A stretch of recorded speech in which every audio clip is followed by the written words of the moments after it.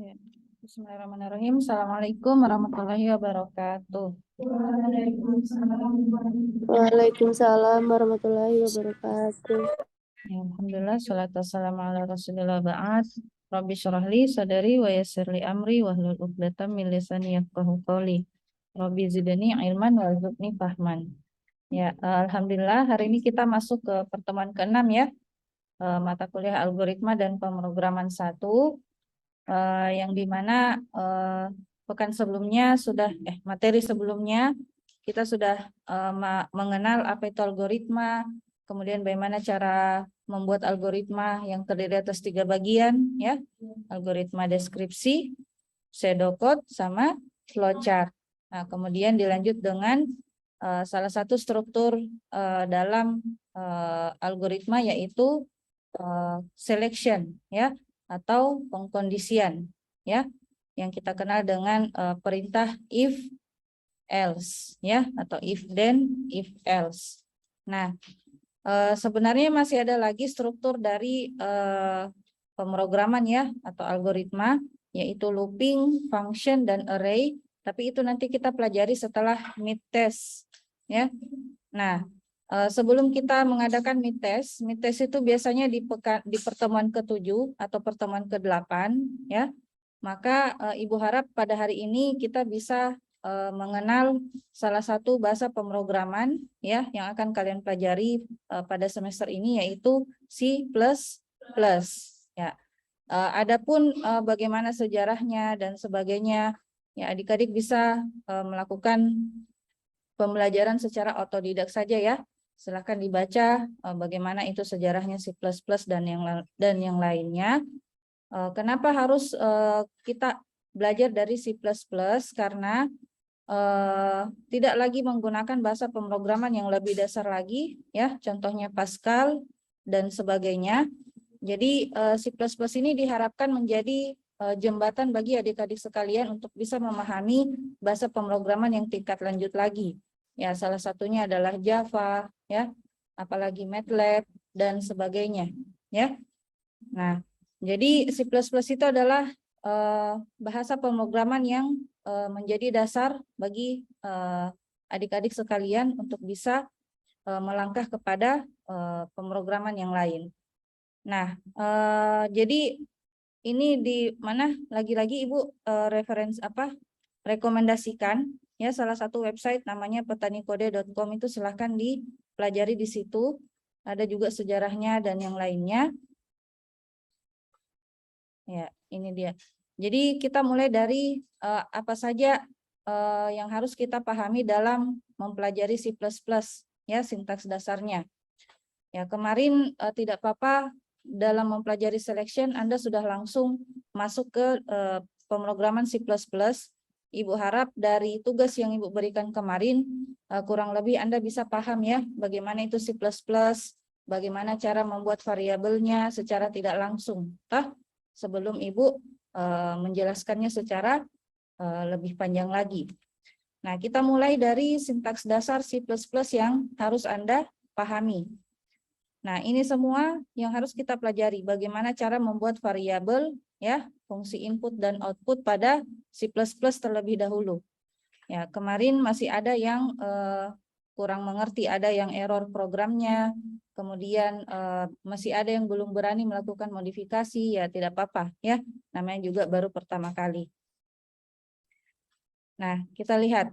Jadi seperti ini struktur dasar dari program C++ ya. Ada bagian include, ada juga bagian namespace-nya, dan ada bagian function-nya. Nah, ini yang kemarin Ibu jelaskan yang pada pembuatan C++ itu tidak bisa jadi programnya kalau tidak ada dulu ini include-nya ya. Nah, ini jadi include itu semacam fungsi header ya. Istilahnya itu dia adalah fungsi header. Tahu aja tulisannya header toh? Header bagian awal dari pemrograman header ya. Jadi tidak bisa jalan atau tidak bisa kita bikin satu program kalau tidak ada nih fungsi headernya, yaitu include. Nah, include ini biasanya diikuti oleh fungsi-fungsi header yang lain. Nah, jadi Ini IOStream, salah satu fungsi header yang bisa kalian gunakan dalam C++. Apa itu IOStream? Yaitu fungsi header yang mengaktifkan fungsi input dan output dari program yang akan kalian bikin. Jadi kalau ada di dalam program yang kalian bikin itu perintah cin, cin itu perintah untuk apa? Input, ya, atau memasukkan suatu data.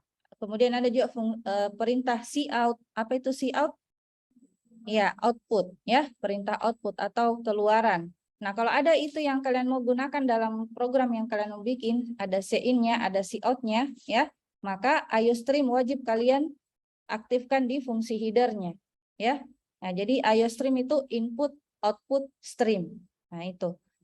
Nah, kemudian ada lagi fungsi header yang lain, itu nanti kalian cari tahu ada apa saja selain IOStream, ada fungsi header apa saja selain IOStream di dalam C++. Nah, itu menjadi tugas yang nomor 1, ya. Tolong dicatat. Tugas nomor 1, carilah fungsi header, ya, dalam C++ selain IOStream, ya.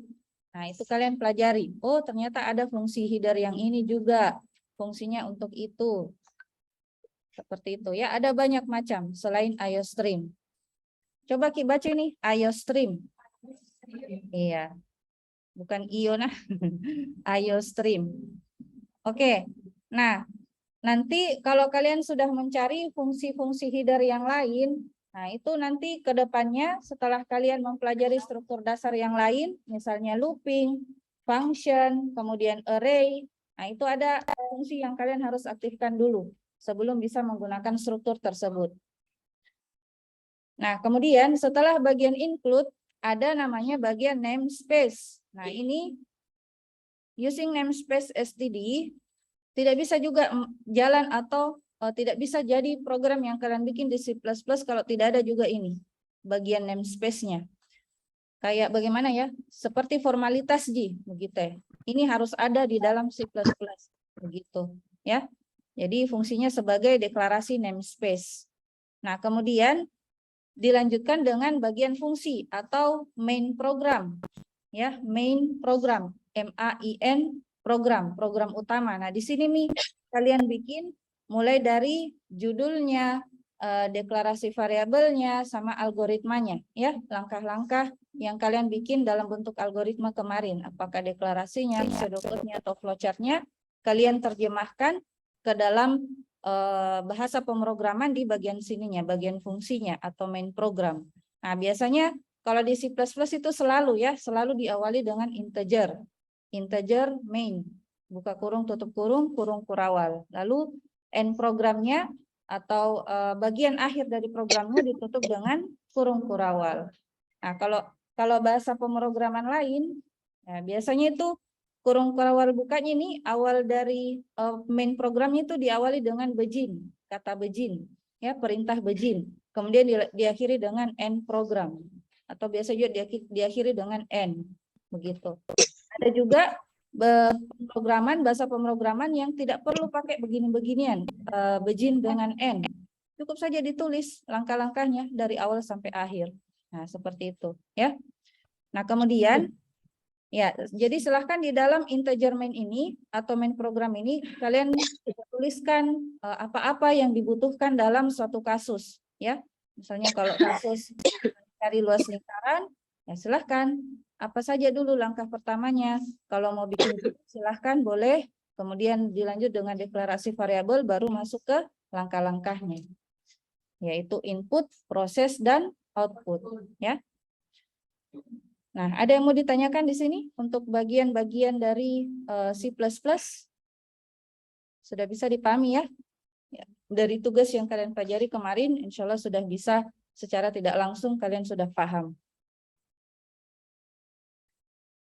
Nah, selanjutnya, nah ini dia. Ada lagi fungsi header yang lain ya, yang Ibu suruhkan tadi. Nah, silahkan cari tahu apa fungsi dari fungsi-fungsi header yang lain yang akan kalian temukan nanti dalam tugas kalian. Nah, ini kalau di sini penjelasannya dia bersifat opsional, tapi kalau Ibu sih baiknya kalau Ibu wajibkan Ki. Kenapa? Karena kalau tidak ada ini deklarasi namespace-nya, kalian capek nanti tulis ini. Sebelum perintah cin dan cout harus ada ini, std.2.2. Nah, supaya tidak capek bikin perintah std ini sebelum perintah cin cout, maka silahkan gunakan using namespace std di bagian atas dari integer main, begitu ya. Itu juga fungsinya using namespace std. Kayak bagian dari include IOStream. Jadi kalau ada IOStream pasti ada juga using namespace std, gitu. Nah, kemudian ada juga bentuk bahasa perintah dari C++ yang berbeda. Yang mungkin kalau kalian sudah pahami nanti di sini menggunakan dev C++, itu nanti ada juga menggunakan tools yang lain, itu akan berbeda juga perintah cin cout-nya atau perintah input dan output-nya. Kalau tidak salah ya, kalau outputnya itu dia pakai fprint, begitu ya, bukan cout tapi fprint. Setiap perintahnya itu selalu diawali dengan f, begitu. Tapi untuk kita yang masih pemula jangan mikir dulu menengok ke situ, kita pelajari yang dasar-dasar ini saja dulu ya, cin dan cout itu yang paling mudah. Nah kemudian ya kita praktekkan langsung ya. Ada yang punya, ada yang tidak punya laptop ya. Yang tidak punya laptop silakan bergabung sama teman yang punya laptop supaya bisa belajar sama-sama atau praktek sama-sama.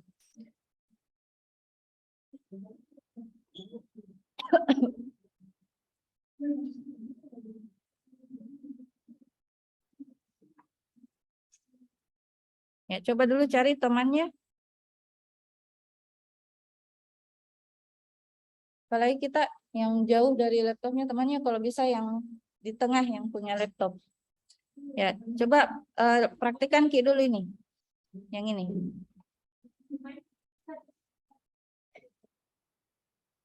Ini. Jadi kalau kalian lihat di sini, ini hanya kira-kira programnya ini tujuannya untuk apa? Kalau kalian lihat ini. Kira-kira tujuan programnya untuk apa? Angkat tangan, angkat tangan. Angkat tangan. Saya Ibu. Kira-kira tujuan dari program ini untuk apa? Kira-kira. Bukan untuk belajar, bukan itu. Maksudnya apa di sini tujuannya ini dia bikin program ini? Apa yang dia mau tampilkan begitu ya, atau apa yang dia mau cari begitu ya? Kayak misalnya mau mencari los lingkaran, kalau ini dia untuk apa? Ya, coba Jadwal. apa namanya? Sulistria, ya coba tulis.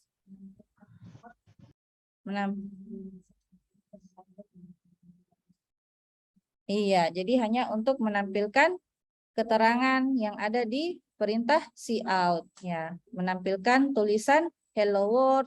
Hari ini saya belajar C++, belajar C++ itu mudah. Ya, coba kalian praktekkan ini. Buka dev C++-nya.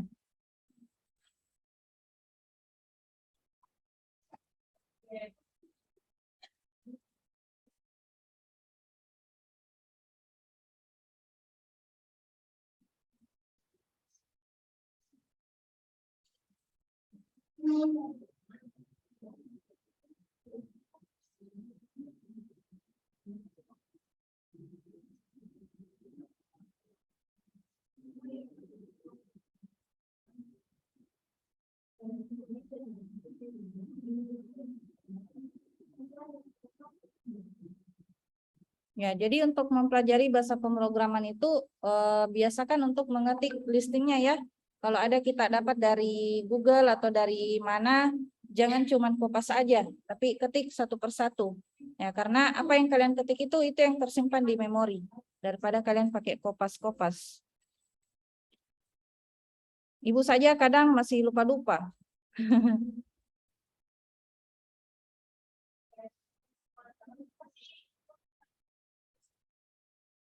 Nggak bisa, nggak boleh.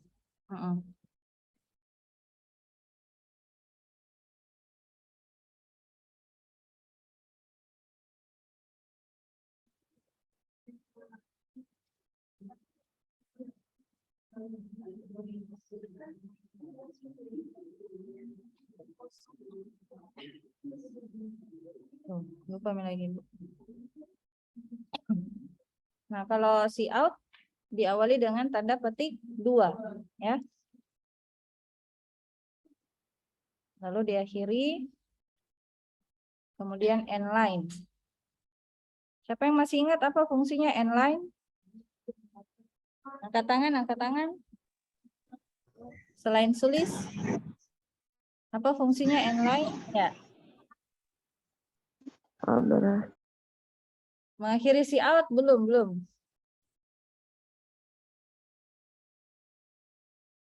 Siapa yang bisa? Apa itu end line? Hah?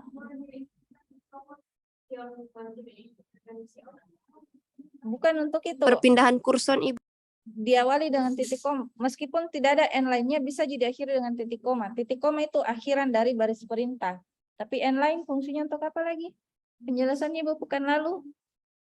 Hah? Perpindahan kurson.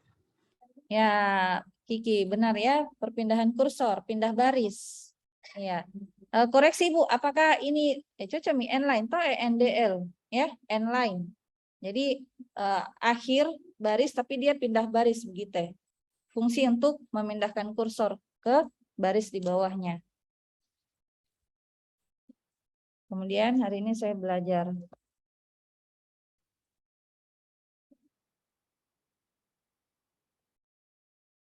yang online juga ikuti ya.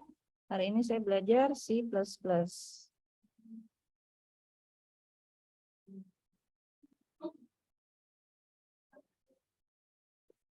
Lalu belajar C++ itu mudah.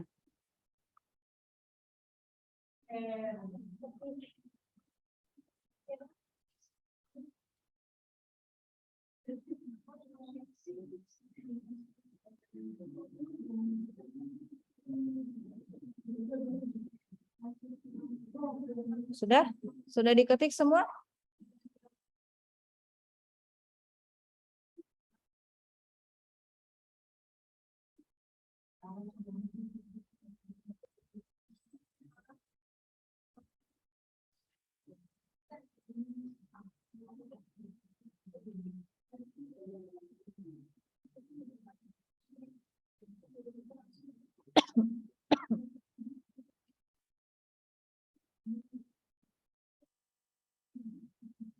Ya, kalau sudah silakan di-save dulu. Kemudian pilih di folder mana yang kalian mau pilih.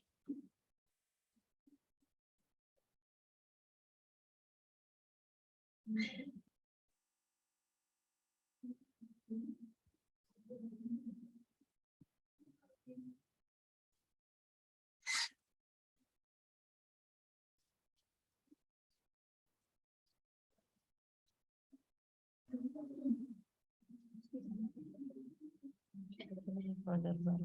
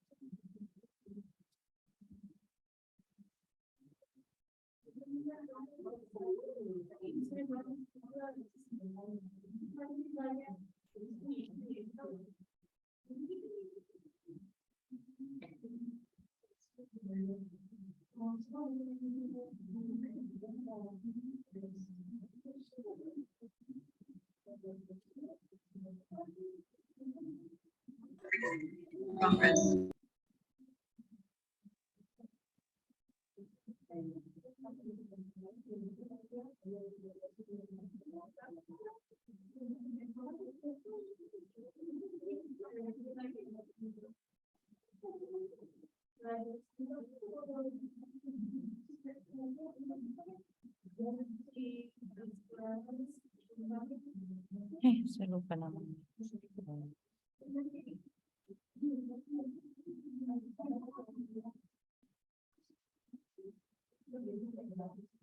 Simpan, ya terserah kalian mau simpan dengan nama apa ya, latihan 1 kah atau apa.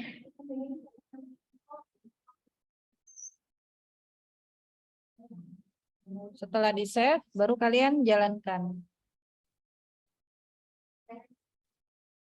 Di compile dulu. Nah, banyak error. Yang mana kira-kira si out-nya? Ini ya. Ayo streamnya. Yang mana? Baris ke-6 kenapa? Oh iya. Betul-betul. Nggak harus di inline. Jadi inline itu untuk pindah kursor. Karena ini dia yang paling terakhir tampil, maka dia nggak perlu inline. Yes. Berlanjut 1 baris. Kalau nggak ada inline, dia berlanjut 1 baris tampilannya. Kalau ada inline, dia pindah baris. Ya, setiap perintah si out-nya. Nah, compile kembali, masih ada yang error. Harus ada inline kah? Tadi. Ini tidak perlu pakai ini. Titik koma saja. Nah, sudah. Jadi sudah bisa kita jalankan kalau sudah ada pesan seperti ini ya. Compilation finish successfully. Sudah sukses. Nah, kemudian kita execute. Build dulu ya. Build dulu, baru execute. Nah, 2 kali minta pin.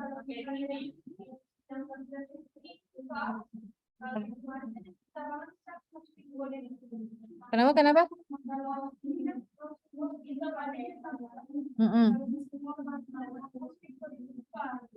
Maksudnya kode? Oh, inputan. Iya, karena itu dia pakai cin, perintah cin. Kita disuruh masukkan sesuatu dulu.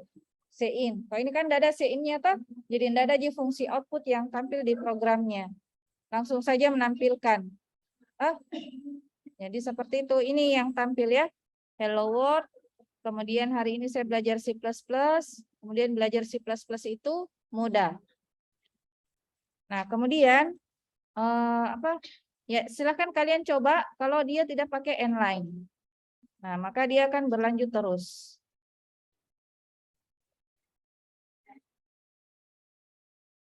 Proses, compile dulu, baru execute.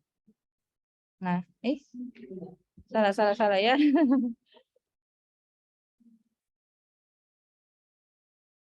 Label dulu, compile. Ya, ini salah satu keribetan dari C++, harus di-compile, build dulu. Karena kalau tidak di-compile dan tidak di-build dulu, dia akan membaca yang perintah sebelumnya.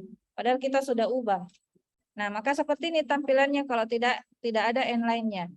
Hello world, langsung lanjut, tidak ada spasi. Hari ini saya belajar C++, belajar C++ itu mudah. Nah, seperti itu. Jadi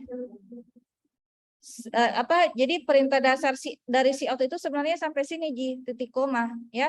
Tapi karena kita mau tambahkan dia perintah inline, maka tambahkan lagi fungsi seperti ini. Kurung siku ya. Baru inline.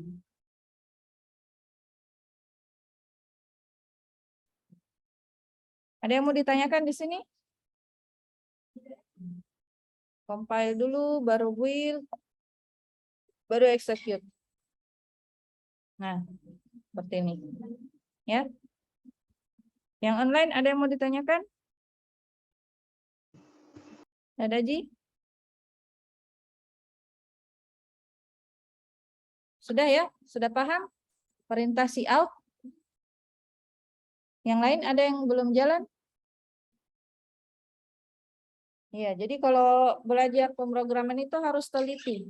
Ya, kurang satu saja perintah titik koma, iya tidak ada saya titik koma error programnya.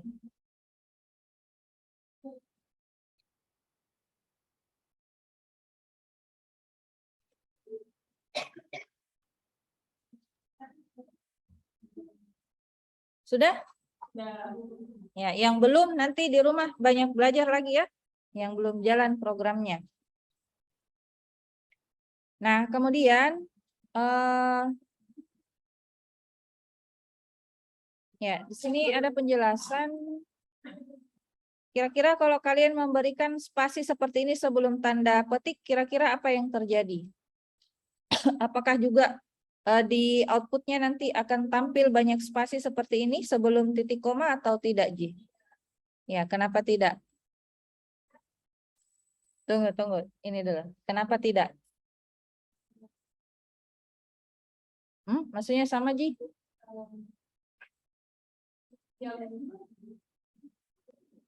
Yang akan ditampilkan di output adalah ya yang setelah tanda petik. Jadi seperti itu. Jadi kalau spasinya itu sebelum tanda petik, maka tidak ada Ji apapun yang terjadi. Maksudnya tidak ada Ji juga spasi yang tampil di outputnya nanti. Nah, jadi segala sesuatu yang sebelum tanda petik ini tidak akan tampil. Ya, 10 menit lagi berakhir ya. Kalau Zoom-nya join kembali ya yang online. Nah, kemudian jadi spasi itu bisa dibaca ketika setelah tanda petik. Jadi apapun yang setelah tanda petik itu akan dibaca semua. Mau kalian berikan spasi 10, maka itu juga akan terjadi di outputnya. Ada 10 spasi setelah tanda petik. Begitu, ya. Iya.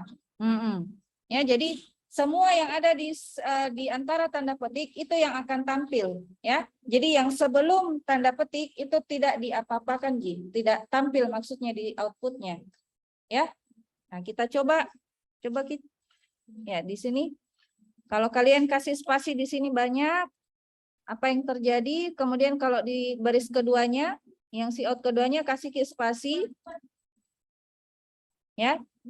Terus yang baris ketiganya kasih spasi. Kasih spasi di baris akhirnya, tapi kalau baris akhirnya nanti tidak kelihatan. Jadi ini awal dan akhir kalian berikan supaya bisa kelihatan. Atau yang ini kasih tanda ini saja. Kasih garis, ya. Untuk melihat bahwa semua yang ada di antara tanda petik itu akan tampil. Yang mana? Mana sama dengan? Iya, boleh. Jadi terserah, mau bintang kah, mau garis kah, mau sama dengan kah, boleh.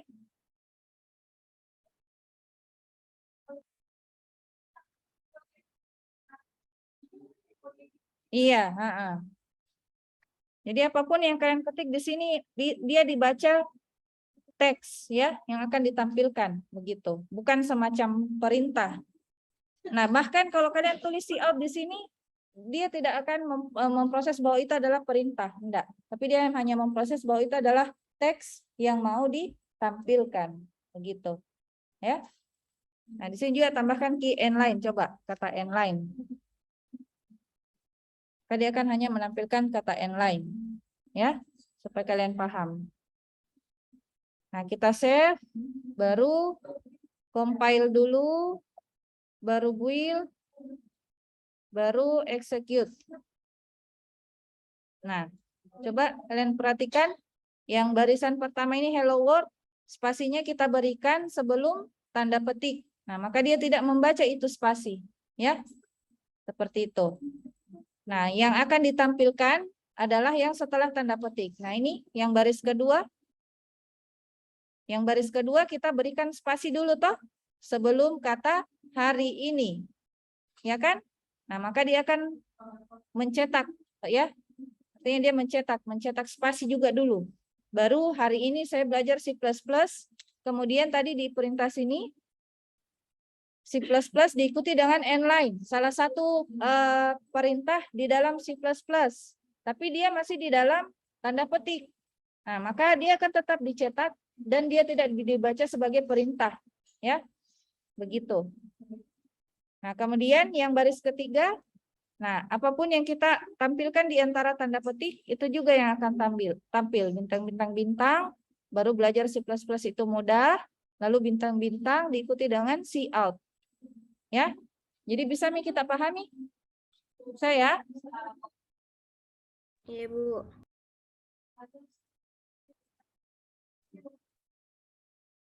Ya, coba silakan dicoba. Kira-kira dia execute atau tidak?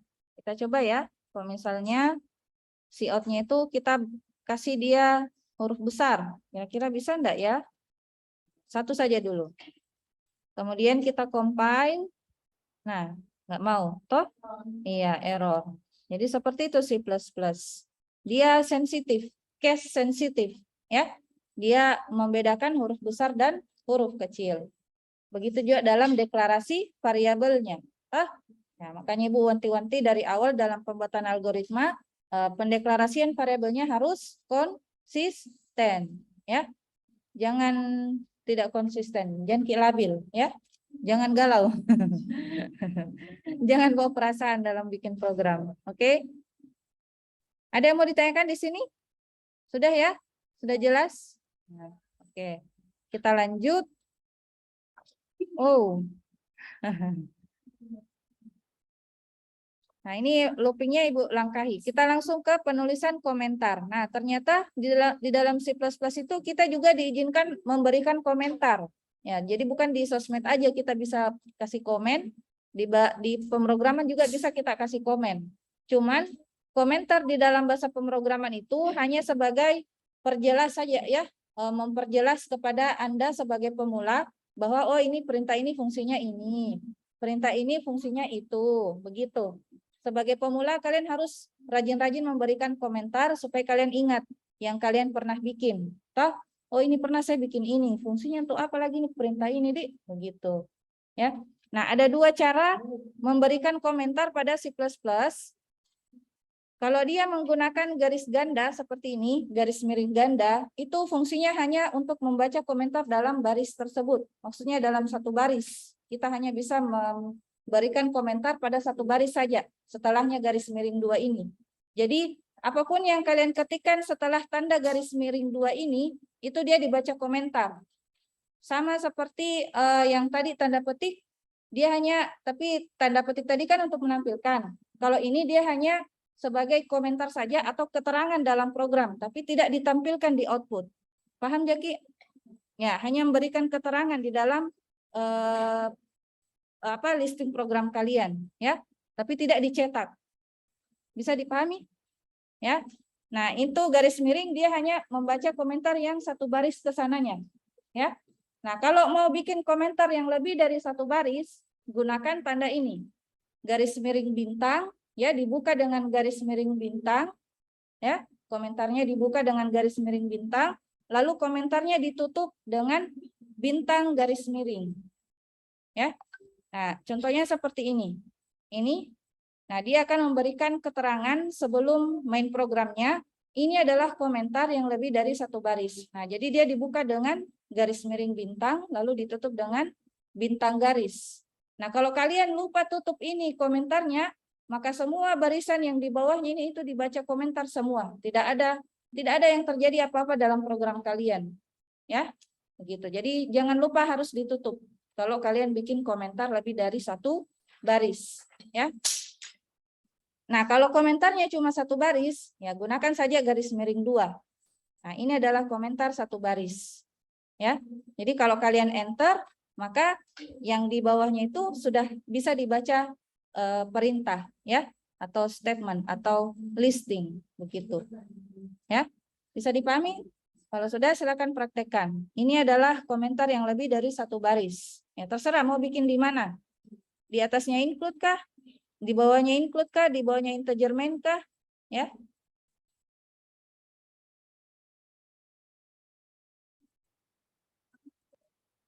Ya. Garis miring. Nah, coba perhatikan toh. Setelah tanda bintang ini di bawahnya langsung dikasih merah. Dibaca komentar kini semua di bawahnya. Jadi kalian harus tutup, ya. Ini adalah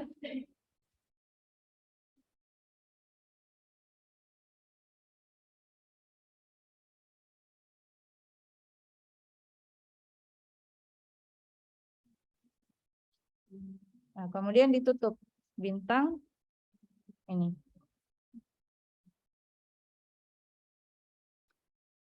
Bisa juga enggak ada itu. Nah, terus komentar satu baris lagi.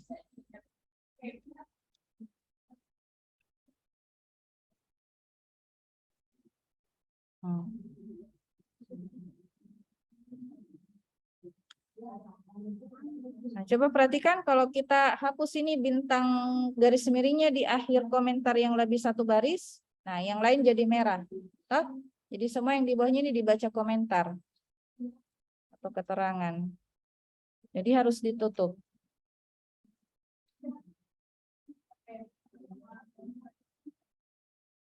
Nah, sementara yang garis miring 2 cukup satu baris saja komentarnya.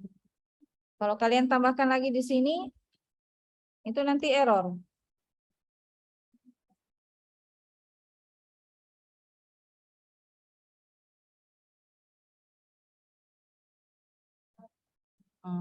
Itu nanti error kalau kalian compile.